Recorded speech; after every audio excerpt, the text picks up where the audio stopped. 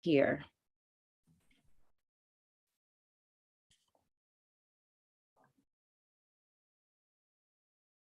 I'll let you know once we're live. Okay. Here. Okay, there we go. I'm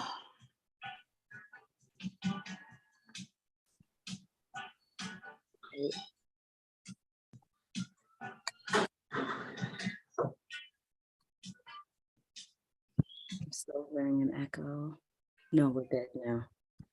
All right. What's up, world? It's your girl, Joy Daily. It's Friday. Everybody's feeling good. Oh, you got your drink. I got my drink. I have a very highly anticipated interview. I've been waiting to talk to this artist for months now. Come on. And, I just want to welcome Richie Evans. Is in on the Joy Daily Show. We're both having our drinks. It's Friday. We about ready to turn up. You got a new single that you just dropped that is so fire right now. I was just listening to a lot of your music. Thank you. And I just want you to, introduce yourself to the world for those who don't already know what's going on. Man, like I said, my name's Richie Evans, recording artist, based out of Phoenix, Arizona. We out here moving and shaking and working, man. We got some great music on the platform. Got a new record today to drop featuring my man Eastside K-Boy and J-Rock from TDE, which we're getting a lot of love, getting a lot of promotion from it. And make sure y'all check out the single with me and my guy Vito. It's called For You. Something nice for the ladies. So, we out here working, man. We out here working. Now, coming out of Phoenix, Arizona, it's not really a whole lot of artists. Now Phoenix is close to LA, but it's not quite in LA. Tell me a little bit about your musical influence and your sound, and how would you describe your sound in the hip hop world? Truthfully, so, just to give you a light backstory, I was born in Philly. You know what I mean? So, so I moved to the West Coast when I was young. I moved to Phoenix. So I was born in Philly and raised in Phoenix. You know what I mean? So I kind of always felt like I had that East Coast lingo, but also had that, the West Coast roots, as well. So none other, my mentor, my big homie, the Game, I felt that like he was somebody who had the same essence that I had. You know what I mean? He was a West Coast guy, but he can go to New York, Philly, Atlanta, and still blend in and don't skip a beat. So I definitely took a lot of insight in musical knowledge, from him, because I felt that he was somebody who had the same type of skill set and sound that I got. You know what I mean? Yeah, and that brings me to, I was studying your bio a little bit, and it says that you studied under the Game. And I thought that was an interesting choice of words, because when you think study, you think school, being taught. Describe that experience a little bit. Like, what do you mean by you studied under him? What I mean by that is, like I said, Game came to Phoenix. He got hip to my music and he sent me a plane ticket, and I eventually ended up signing under him early on in my career. Of course, at that particular time, he was notorious for the big beef between him and 50 Cent, the whole G Unit fiasco. And, through that time, he was somebody that I looked at as like a Phil Jackson, a coach, somebody that a young Kobe can study and really try to find his way. I was able to really understand what it really took to, make it in this industry. I felt that I was able to, learn from his successes, also from some of his mistakes as well. You know what I mean? Was able to really just understand the relationship aspect, of always having respect and, appreciation to some of these producers and other artists that I kind of, came across. So when I basically say that I studied under him, I basically studied up under him. I wanted to take some of the influences that he showed me and put them into my own, to see if I can become bigger and better. You know what I mean? That's basically what you got to do. Now, I don't know if you recall, but as of recently, I would say maybe like a few months ago, the game was like doing all these interviews where he was saying like all this wild shit that was going really viral. What are your thoughts on that? What do you think that was his way of, wanting attention from the media, or what do you think that was all about?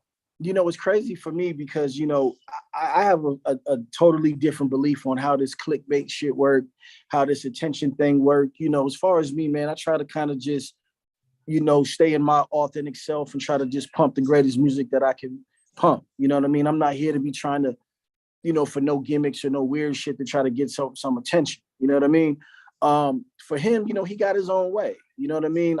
I mean, I don't agree with everything that he does, you know what I'm saying? But a man is going to be his man, you know what I mean? A man. I think sometimes that a lot of his antics outside of music overshadows his genius of being a musician. I mean, you gotta look at it. He has one of the most influential albums in hip hop history. I mean, the documentary is, one of the best albums ever. It's up there with Reasonable Doubt with Jay-Z and The Chronic and Nas's Illmatic and Outkast's, AT-Aliens and, shit like that. You know what I mean? Right. But I feel like a lot of his personal antics and shit that he does just kind of overshadows a lot of his genius. You know what I mean? And I hope, I think now he's starting to scale back a little bit. You know absolutely. What I mean? But like I said, I haven't seen any crazy clips in a while. Right. But to each his own. But Big Bro is Big Bro. You know what I mean? He very wears his emotions on his sleeve. He's always been a vocal person. But I also think that for his legacy, you know what I mean, I would hope that he would kind of just peel back, man, and let the music speak and go from there. Let the music do more talking, right? Right. I totally get it.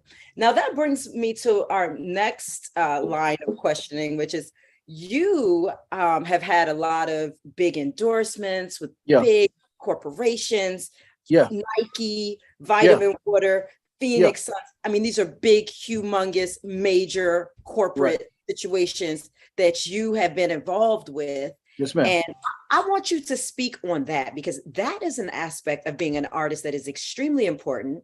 Yes, to be able to maintain, to get these type of situations and to maintain them, because it's some major artists right now, Kanye, that's really fucking up their money because of the things that they're saying up out of their mouth. So I'd like you to speak on how you maintain your situations and your thoughts on and maybe censoring yourself. Like, is there a code? Like, just speak on that. Definitely. No, definitely. That's a serious topic that I speak about a lot, because I feel like a lot of artists, shoot themselves in the foot. You know what I mean? Don't get me wrong. I'm Mr. Free Speech and stand on what you believe. You know what I mean? Like, I'm a person where I speak my truth. I live it. I love it. And that's what it is. But also, I think people fail to realize that we're in the music business. You know what I'm saying? And this is still a business. You know what I mean? And, in anything that we do, from journalism to, rapping to singing, you know what I mean? There's a code in everybody's profession. You know what I'm saying? And I think that sometimes, man, people have to realize, like, don't get me wrong, just because that you may do something that I don't like necessarily doesn't mean that you're in the wrong. Maybe we just come from two different platforms, but I think that a lot of people gotta stop. How can I say? They gotta stop putting themselves on a limb to let the world put them into a box that they don't belong in. And I use the Kanye term. Don't get me wrong, man. Kanye going through a lot of emotional shit right now. You know what I mean? I think a lot of his side talk and his jargon, a lot of it is how he emotionally feels, but also I think that he's such in a limelight situation where he's kind of like Game. He wants that instant gratification and attention.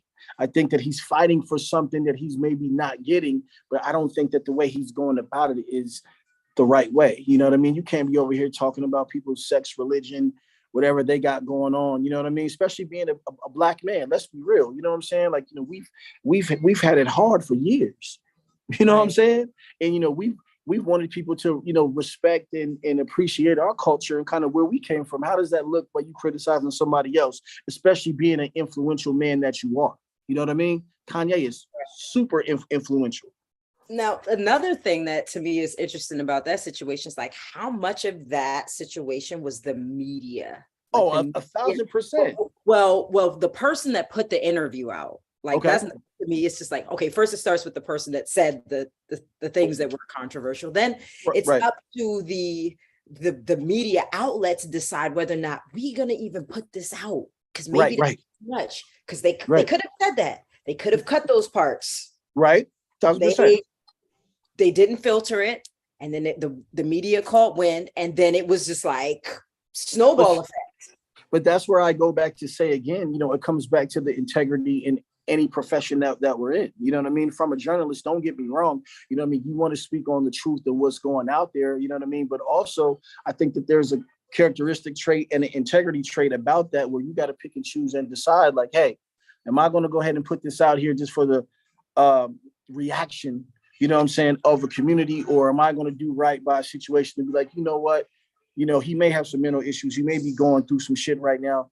I'm not going to put that out. I'll circle back with him maybe 6 to 8 months later when he's in a more balanced space, Yeah, because I do feel like a lot of things can be avoided if they just were cut.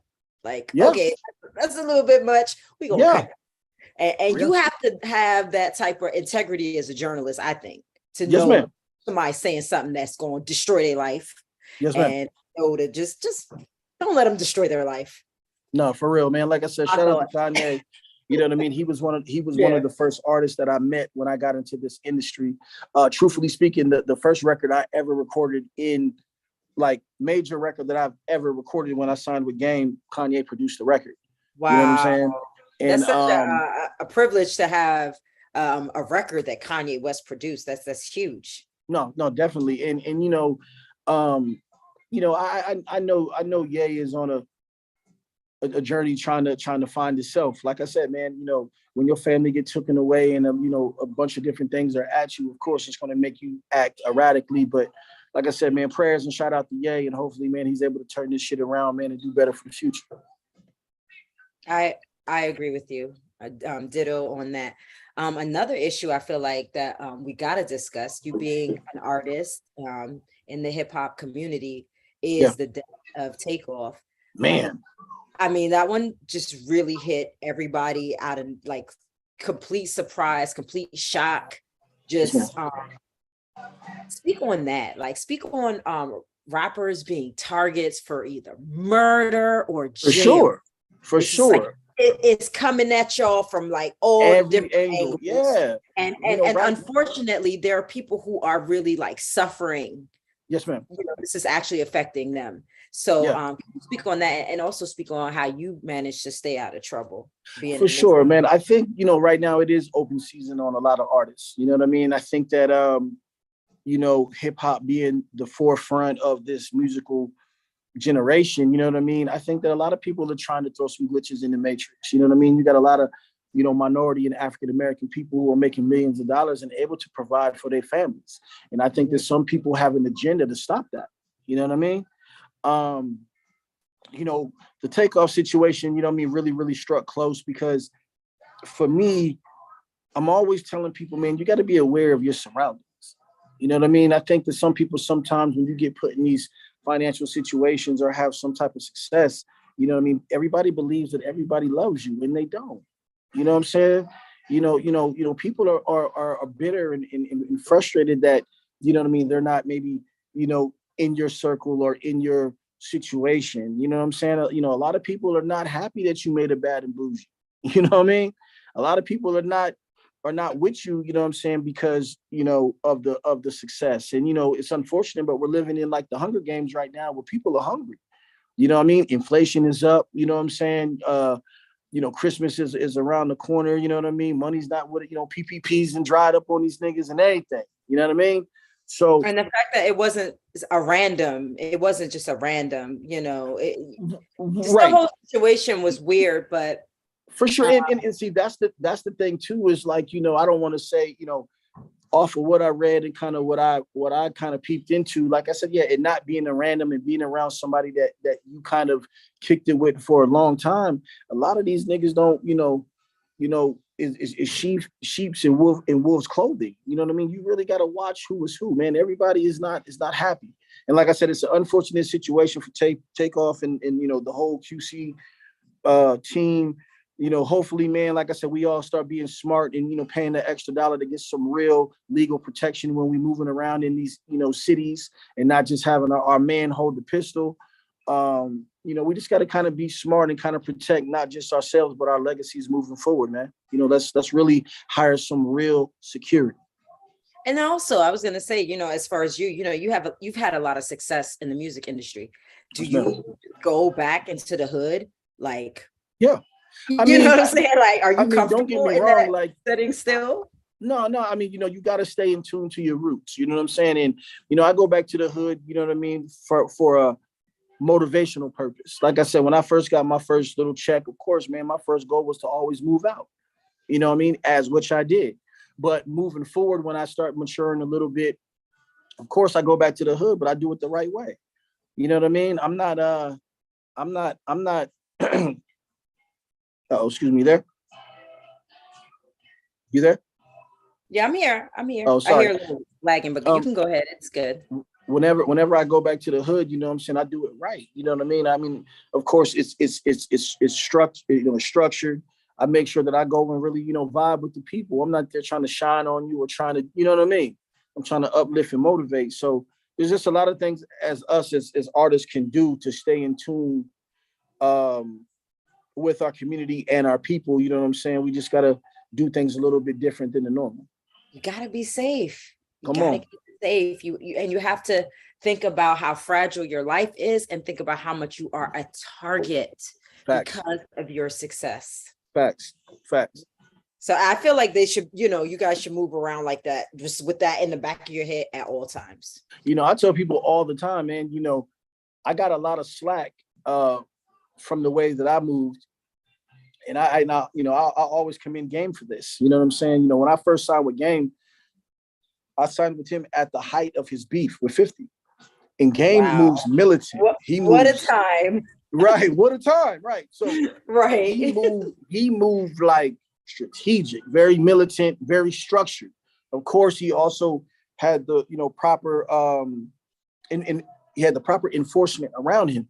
I still move like that to this day. You know what I mean? Like I said, at the end of the day, I vow to go home to my family every night. So I take every precaution. And, and I understand that a lot of people are not happy for one's success. You know what I mean?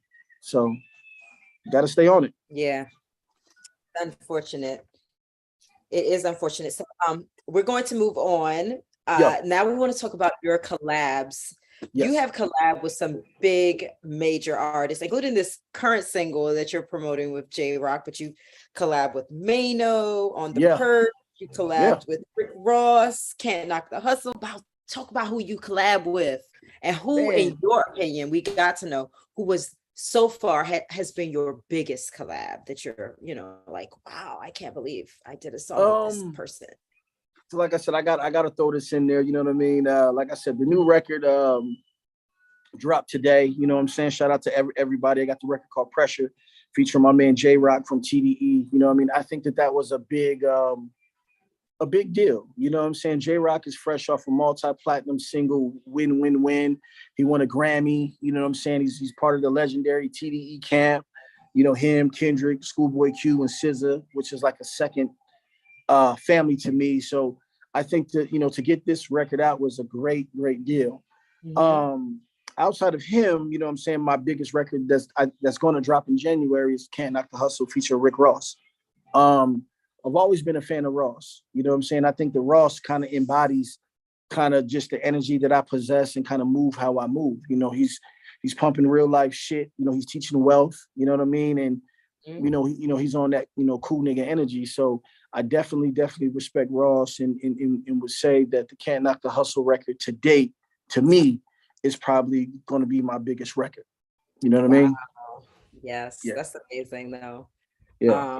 And how do you just like maintain your composure It's a, truthfully, it's a hunger thing. You know what I mean? Like I said, a lot of my peers are like goats. Kendrick is my peer. You know what I mean? That's he's probably the face of hip hop right now besides Drake. You know what I mean? Definitely. I mean, J-Rock, like I said, that's my peer. That's a person that when I came into this industry, that's who was all in my circle.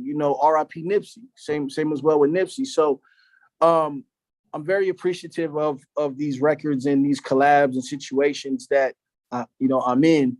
Like I said, I'm just pushing and thriving, you know what I mean, to kind of align myself with them. You know what I mean? My goal is to bring the first platinum plaque to Phoenix, Arizona, and that's what I'm trying to do. And that's what you're doing. Come on. Come on. So okay, I guess my last question would be for all those that are watching. There are so many people out there who want to be artists. They want to be in the music industry. They want to get to where you are. They look up to you. What advice would you give to a person like that? How do you get going? Man, I say this all the time and my answer never changed. I was like, man, you got to believe in self and you got to keep God first. You know what I mean? There's going to be a lot of trials and tribulations. There's going to be a lot of people who don't believe in you. A lot of people who won't understand your vision. You know what I mean? You just got to stand tall, live by code, and execute. You know what I mean? And I think if you do that, man, sky's the limit. Ain't no stopping. Come on. Come on. All right. Well, I am looking forward to, having Pressure on repeat. Come on. Anybody that's watching, anybody wants to find your new single, anybody wants to find any of your music, I mean, all they have to do is just Google you or search you on YouTube. But how else can we find you on all your social media platforms? Yeah, you know what I mean? Make sure you guys follow me at Instagram is at Who Is Richie. Twitter, you know what I'm saying, at Who Is Richie, and Facebook. Talk to me, man. I talk back. You know what I'm saying? I'm out here building 10 toes down, trying to put out quality music, but also, you know what I'm saying, building a legacy and showing one come from nothing to something and make it at the highest level. So, definitely you guys, are a great motivation to me, and hopefully that I can continue to make great music for y'all to enjoy. So fuck with me. It's your man, Richie Evans. I'm here. Thank you so much. I think this was a really great interview. Yes, and I'm being very honest, I interview a lot of artists, and I'm not going to lie, some people are very dry and boring. You were very just on point with everything that you said, entertaining and also informative. And I thank you for spending some time with us today. Oh man, Ms. Daly, I appreciate you giving me the opportunity and let me share the platform with you. Thank you. All right. So enjoy your Friday night. Yes, and ma'am. I will be to Pressure right after. All right.